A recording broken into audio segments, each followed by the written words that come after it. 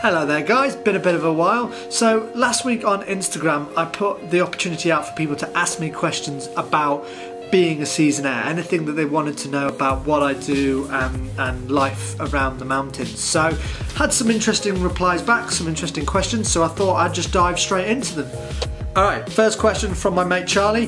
How much of a lad would you say Jacob Rees-Mogg is? Well, that's very topical. Honestly, I came to the mountains to kind of get away from politics, but the parents are out this week and they're mentioning that B word Brexit, so it's kind of hard not to get away from, really.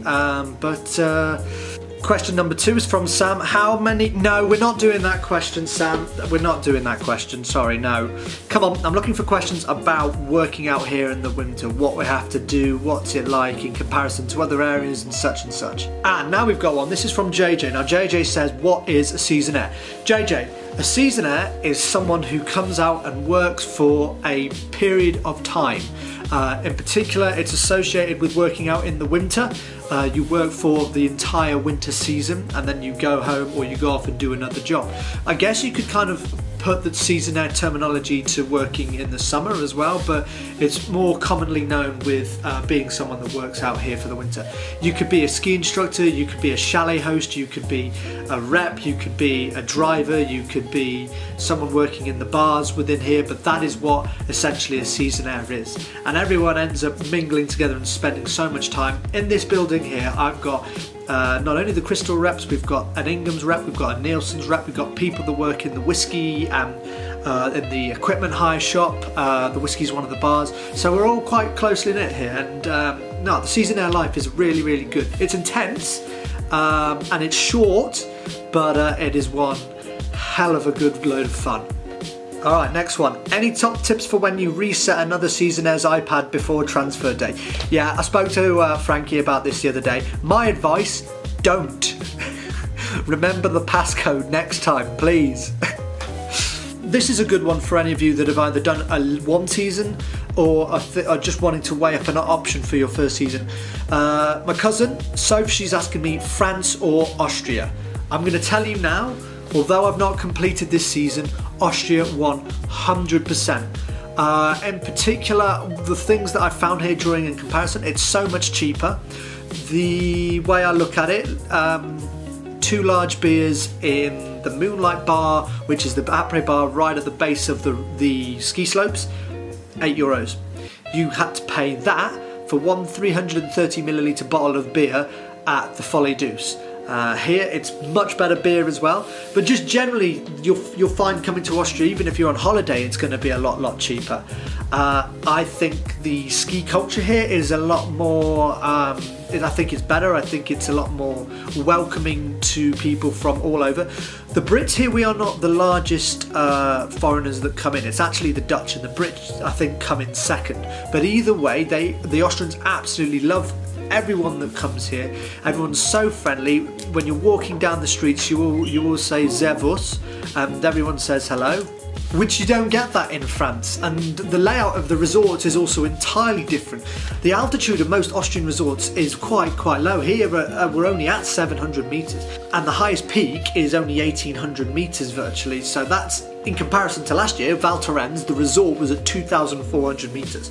I know that's at quite the extreme end of French resorts, but the layout is completely different. Here you get a lot more tree skiing as well, so when you do get the snow, it is perfect. The snow tends to come a little bit later here in Austria. We've been very lucky this year. It's not always this good, you know, you can't always rely on that. Places like France, though, they actually struggled at the start of this year. A lot of their places didn't get the snow that Austria had just after the Christmas New Year period. So yeah, Austria all the way for me. Okay, and it's only got one more question, but this is from Ben. So do you prefer season life in Sol or in Val Thorens? I mean, there's elements I really loved of Val Thorens, but remember I was in Lehmann Weir, so I wasn't actually fully directly in the resort all the time of Val Thorens. Lehmann Weir was its own separate thing, and it did have its own bars, it did have its own clubs, but there was a smaller group of people that would be in there, and access to Val Thorens in the evenings was not good. So I would say Sol though, mainly because everything is on one big circle. There's only 4 or 5 bars compared to last year.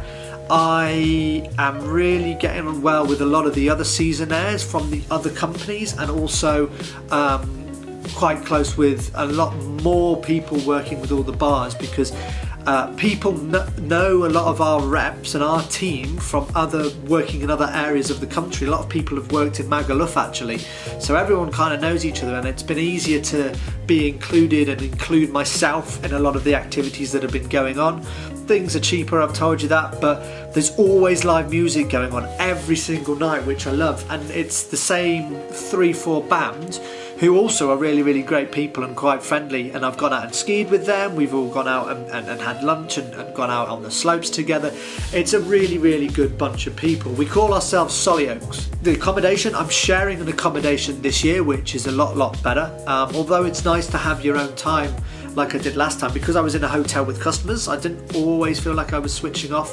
That said, our office is actually downstairs, so it's easier to get to, but you know, work's literally just around the corner, as is some of my hotels. This has a washing machine, so I don't have to pay the hotel to get my clothes washed, although I do have quite a few clothes missing now. I think they're in other people's baskets.